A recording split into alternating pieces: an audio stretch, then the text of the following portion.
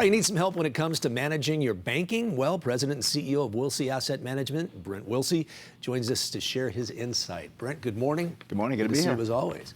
So we're starting with the basics. Yes. How do banks work? How do banks work? And banks have been around for a long time.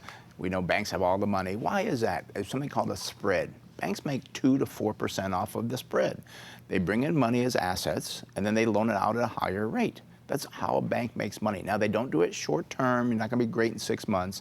But look at how many billions and actually now trillions of dollars banks have in assets by long term, acting as a bank off of that 2 to 4% spread.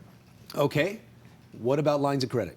Well, lines of credit, these are two tools that consumers have. One is called an S-block, which is securities-backed line of credit, and that's on your securities. You have equities in your portfolio. You can borrow against those at a certain rate. The HELOC is home equity line of credit. That's on your home. You can borrow against your home to use that money as well.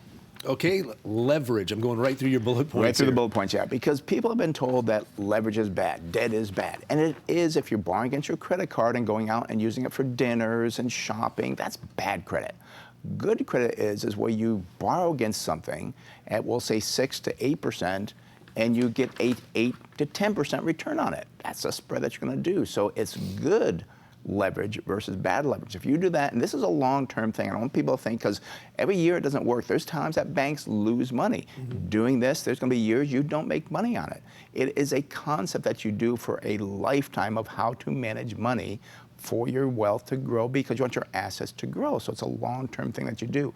Don't look at 1 year or 2 years, because you're going to have bad years. Out of 10 years, you're probably going to have 3 years at least this doesn't work.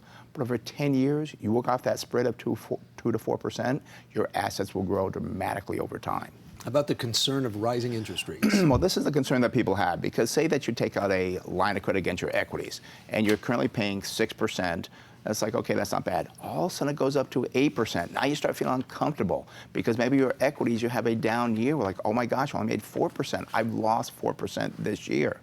But the big key here is you do not take a 100% loan against your equities or your home.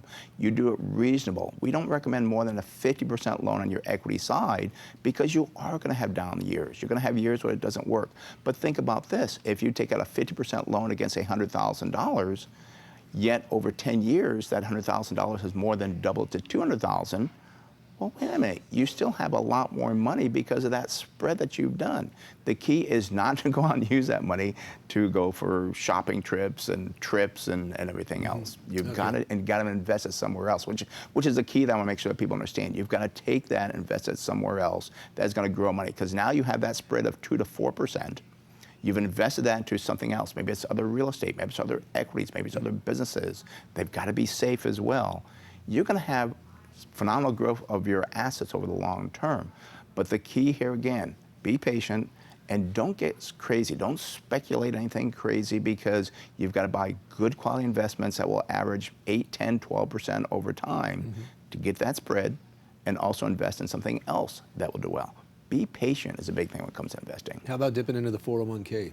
Can't do it. Well, the people do this and they think, oh, well, I can borrow against a 401k. It's the same thing. It is not, because the difference with a 401k loan, your money has come out. You don't earn that same investment. With the S-block, you bought it, we'll say 8%, but the S-block or the securities will still perform.